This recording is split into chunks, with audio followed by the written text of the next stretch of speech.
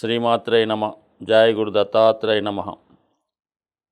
ఈ వీడియోలో మనం మే 1వ తారీఖు సుమారుగా మధ్యాహ్నం 1 గంట ప్రాంతంలో మేషరాశి నుంచి వృషభ రాశిలోకి మారుతున్నటువంటి గురుగ్రహ ప్రభావం వివిధ రాశుల మీద ఏ విధంగా ఉండబోతుంది, అన్ని రాశులకి ఒకే విధమైన ఫలితం ఇవ్వడం జరుగుతుందా అన్న విషయాన్ని మనం పరిశీలిస్తూ, సాధారణంగా శుభగ్రహమైనటువంటి గురువు సంచరిస్తున్నప్పుడు ఆ గురుగ్రహంతో పాటు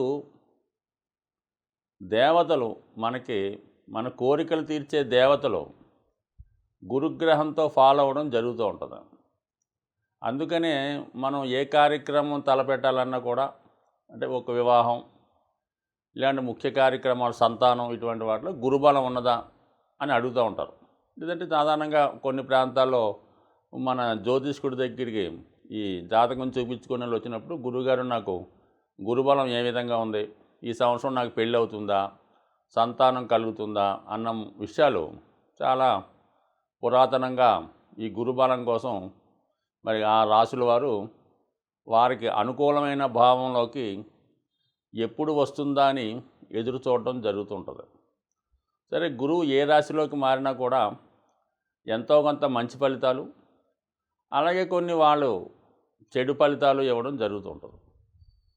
అయితే గురువు రాశి మారినప్పుడు చంద్రుడు ఉన్న స్థితిని బట్టి ఆ గురుగ్రహం ప్రవేశించే రాశులకి కొందరికి గురువు స్వర్ణమూర్తిగాను, మరికొంతమందికి రజితమూర్తిగాను, మరికొంతమందికి తామ్రమూర్తిగాను, మరికొంతమందికి లోహమూర్తిగాను మారడం జరుగుతుంటుంది.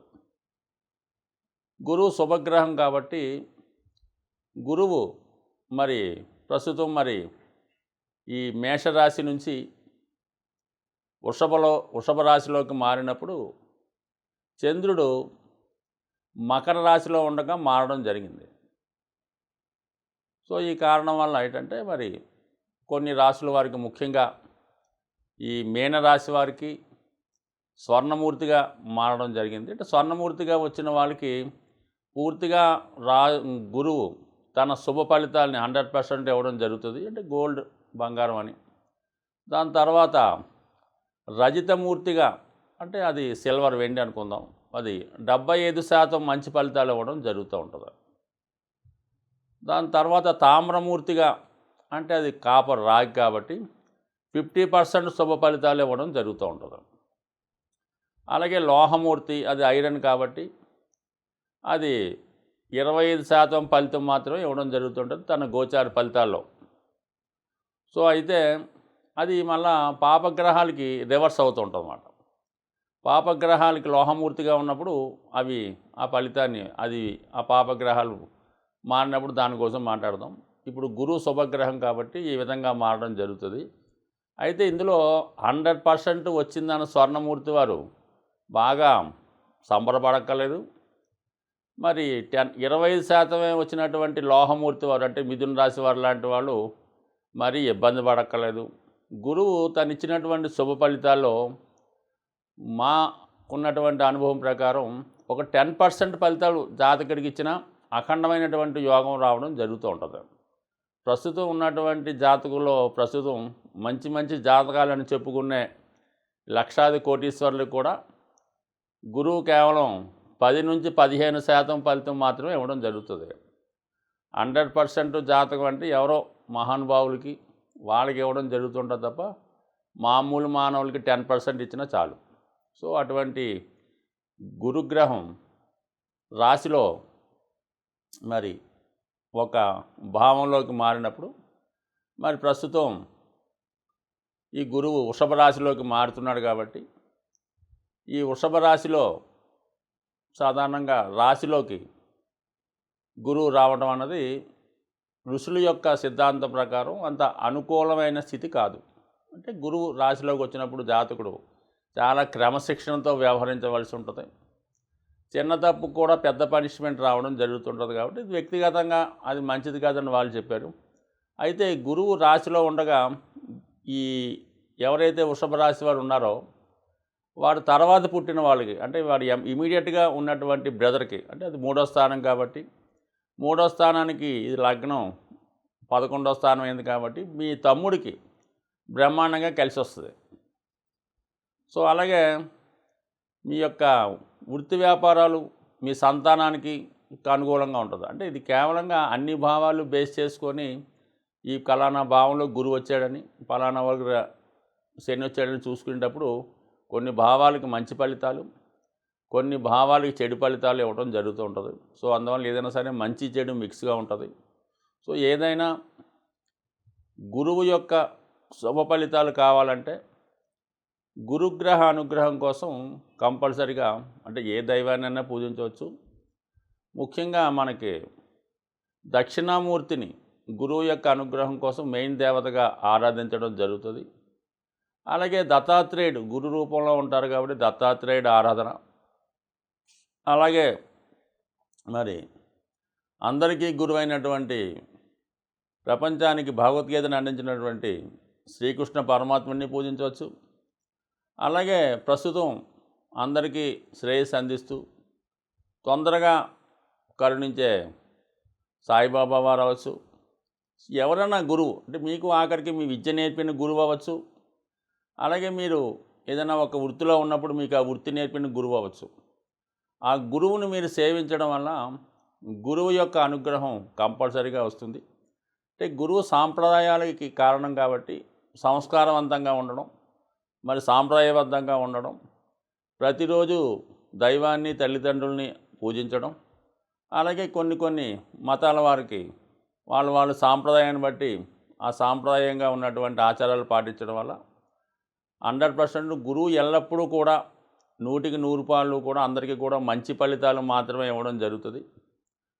ఎవరు చెడు మార్గంలో వెళ్తుంటారో, ఎవరు మరి దైవాన్ని నమ్మకుండా వివిధ అలవాట్లతో అతిక్రమిస్తూ ఉంటారో సాంప్రదాయాల్ని, ఖచ్చితంగా వాళ్ళు గురువు పనిష్మెంట్ ఇవ్వడం జరుగుతుంది. ఏదన్నా జాతకాన్ని, ఇదంటే గురువు యొక్క అనుగ్రహాన్ని మంచిగా చేసుకోవాలన్నా చెడుగా మార్చుకోవాలన్నా కేవలం జాతకుడి యొక్క చేతిలో మాత్రమే ఉంటుంది. అతని ప్రవర్తన బట్టి, అతని విధి విధానం బట్టి, అతను నడిచే విధానం బట్టి మాత్రమే వాడి జాతకం ఆధారపడి ఉంటుంది తప్ప కేవలం ఇది సూచించే గ్రహాలు, జాతకుడిని నడిపించే గ్రహాలు, వాడి నడకని ఏ విధంగా నడుచుకుంటాడో జాతకుడు ఇష్టమే తప్ప ఇందులో ఈ గ్రహాలు కేవలం నిమిత్త మాత్రంగానే పనిచేయడం జరుగుతుంది. మే 1వ తారీఖున మారినటువంటి గురుగ్రహ ప్రభావం మిథున రాశి వారి మీద ఏ విధంగా ఉండబోతుంది అన్న విషయాన్ని మనం ఈ వీడియోలో పరిశీలిద్దాం. గత సంవత్సర కాలంగా 11వ స్థానంలో ఉన్నటువంటి గురువు మిథున రాశి వారికి అనేక రకాల శుభాల్ని అందించడం జరిగింది. మరి ప్రస్తుతం 12వ స్థానంలోకి రావడం జరిగింది. 12వ స్థానంలోకి గురువు వచ్చినప్పుడు మరి ఇది అంత అనుకూలమైనటువంటి ట్రాన్సిస్ట్ కాదని, గోచార శాస్త్ర ప్రకారం గురువు 12వ స్థానం వచ్చినప్పుడు అంత అనుకూలం కాదని మరి శాస్త్ర గ్రంథాల్లో ఋషులు వివరించడం జరిగింది. ఇది మరి రావణుడు యొక్క జన్మజాతకంలో గురువు 12వ స్థానంలోకి వచ్చినప్పుడు మరి అతను శ్రీరామచంద్రుని చేతిలో మరణించడం జరిగింది. దానికి కావలసిన వాళ్ళే, ఆత్మీయులే అతని గుట్టు తెలియజేయడం వల్ల ఆ విధంగా బాణప్రయోగంతో ఈ రావణుడు మరణించడం జరిగింది. అంటే ఇది రావణుడికి అదృష్టమా దురదృష్టమా అని ఆలోచిస్తే కంపల్సరీగా మరి 12వ స్థానం మోక్షస్థానం కాబట్టి సాక్షాత్తు భగవంతుడి చేతిలో మరి అతనికి మోక్షం లభించింది కాబట్టి మరి అది ఎంత అదృష్టమో మనకి చెప్పక్కర్లేదు. అయితే మెటీరియలిస్టిక్గా మనం ఆలోచిస్తే మరి రావణుడు నష్టపోయాడు కదా, వాళ్ళకి స్వభావ సిద్ధ వాళ్ళకి చాలా కాలం ఉంటుందని ఉంటుంది. ఇవన్నీ ఆలోచించినప్పుడు అది అతనికి ఇబ్బంది అయినా ఖచ్చితంగా అతనికి మంచి జరిగింది, మోక్షం పొందాడు భగవంతుని చేతిలో. సో ఈ విధంగానే మనం గురువు ఏ భావంలోకి వచ్చినా అటు మంచి ఫలితం ఉంటుంది, చెడు ఫలితం ఉంటుంది. మెటీరియలిస్టిక్గా ఇప్పుడు ఉన్నటువంటి ఏదో వ్యసనాలు, వాహనాలు, గృహాలు, ఇల్లులు, భార్యలు, పిల్లలు వాటి కోసం ఆలోచిస్తే ఒక రకమైన ఫలితాలు ఇస్తుంటాడు. ఈ మోక్షం గురించి, దైవం గురించి ఆలోచించినప్పుడు ఒక విధంగా ఆలోచించడం జరుగుతూ ఉంటుంది. మరి గురువు 12లోకి వచ్చినప్పుడు ఖచ్చితంగా భగవంతుడి మీద భక్తి పెరుగుతుంది. భగవంతుడిని చేరే ప్రయత్నం ఖచ్చితంగా జరుగుతుంటుంది వాళ్ళ యొక్క ఏజ్ని బట్టి. అంటే 12లో ఉన్నటువంటి గ్రహం 4, 8, 12 స్థానాలు యాక్టివేట్ చేయడం జరుగుతుంది. ఇది అందరికీ తెలుసు. ఇవి మోక్ష స్థానాలు. ఈ భావంలో ఉన్నటువంటి గ్రహాలు జాతకుడిని మోక్షం వైపు ప్రయాణించే విధంగా సహకరిస్తూ ఉంటాయి. సో ఈ గురువు ఈ గోచారరీత్యా మరి ప్రతి 12 సంవత్సరాలకి ఒక రౌండ్, అంటే మళ్ళా అదే భావంలోకి ఎక్కడైతే పుట్టినప్పుడు ఉంటాడో మళ్ళీ అదే రాశిలోకి రావడానికి ఓ 12 సంవత్సరాల సమయం పడుతూ ఉంటుంది. ఇది మొదటి రౌండ్ 12 సంవత్సరాలు తీసుకున్నప్పుడు జాతకుడికి ఎక్కువగా తల్లిదండ్రులు, ఏదో ప్రాథమిక విద్య వాటి మీద ఆధారపడి ఉంటుంది. సెకండ్ టర్న్ అంటే 13 నుంచి 24 సంవత్సరాలు వచ్చేంత వరకు కూడా జాతకుడి యొక్క చదువు, ఉద్యోగం, అతని ఆలోచనలు, నడవడిక ఇవంతా కూడా సెకండ్ టర్న్ మీద ఆధారపడి ఉంటాయి సెకండ్ రౌండ్లో. అదే మరి 25 నుంచి 36 సంవత్సరం మధ్యలో వివాహం, సంతానం, ముఖ్యమైన విషయాలన్నీ కూడా అందులో ఆధారపడి ఉంటాయి. 36 నుంచి 48 ఏదో సంవత్సరం పోషించుకోవడం ఆ విధంగా ఉంటుంది. 48 నుంచి 60 కొంతవరకు పిల్లల్ని సెటిల్ చేయడం అవన్నీ కూడా ఉంటాయి. 60 తర్వాత అయితే తిరిగే రౌండు అంటే ఇంచుమించుగా 6వ రౌండ్లో ఈ మోక్షం కోసం ఆలోచించవలసి ఉంటుంది. ఇంకా భార్య కోసమో, పిల్లల కోసమో, డబ్బు కోసమో తాపత్రయపడితే వాడికి అలాగే ఉంటుంది. సో ఏదన్నా మొత్తం మీద వాళ్ళ స్థాయిని బట్టి 12వ స్థానంలో గురుగ్రహం జాతకుని ఖచ్చితంగా మరి భగవంతుని దగ్గరగా చేర్చే ప్రయత్నం జరుగుతూ ఉంటుంది. అంటే ఆల్రెడీ గురువు అంటేనే ఒక విధమైన దైవం. మరి మిథున రాశి వారికి 12లో అంటే ఇంచుమించుగా దగ్గరికి వచ్చినట్టే కదా. అందువల్ల ఇప్పుడు మీకు భగవంతుడు మీకు దగ్గరగా ఉన్నాడు. మీరు చేసే ప్రతి చర్యకి భగవంతుడు మీ వెనకాతలే ఉండి గమనించడం జరుగుతూ ఉంటుంది. మీకు మంచి చేస్తే మంచి కార్యక్రమాల్లో ఉపయోగపడతాడు. మీరు చెడు మార్గంలో వెళ్తూ ఉంటే మీకు భగవంతుడు కొంత దూరంగా జరిగి వేరే శక్తులు మీ చుట్టూ చేరి మిమ్మల్ని నాశనం పెట్టే ప్రయత్నం జరుగుతుంది. ఒక విధంగా ఇది మిథున రాశి వారికి ఈ సంవత్సరం అంతా కూడా భగవంతుని యొక్క అనుగ్రహం ఉంటుంది. 12వ స్థానంలోకి వచ్చినటువంటి గురువు ఏ గ్రహం వచ్చినా రావనండి, ముఖ్యంగా గురువు వచ్చాడు కాబట్టి గురుగ్రహం యొక్క కారకత్వాలు ఈ సంవత్సరంలో జాతకుడికి అనుభవంలోకి రావడం జరుగుతుంది. ఎవరి జన్మ జాతకంలో అయినా గురువు 12లో ఉంటే వాడు ఖచ్చితంగా డబల్ డిగ్రీ చేసి ఉంటాడు. ఖచ్చితంగా సంతానం అంటే కళ్ళు మూసుకొని ఇంక తిరగలేదన్నమాట. 12వ స్థానంలో గురువు ఉన్నాడంటే ఖచ్చితంగా సంతానం కలిగి తీరవలసిందే.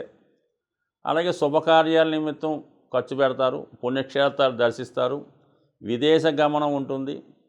పరుల గృహంలో అంటే ఒక విధంగా భగవంతుని యొక్క ఇప్పుడు తిరుమల దేవస్థానం ఉంది, లేదంటే పుట్టపర్తి సత్యవేవగా ఉన్నారు. అటువంటి సంస్థల ధార్మిక కేంద్రాల్లో మరి కొంతకాలం పాటు అక్కడ స్థిర నివాసం ఏర్పరచుకోవడం కానీ, ఒక 40 రోజులు, ఒక నెల రోజులో అక్కడ ఉన్నటువంటి ప్రాంతంలో నివసించవచ్చు, అక్కడ ఆశ్రమాల్లో ఉండొచ్చు.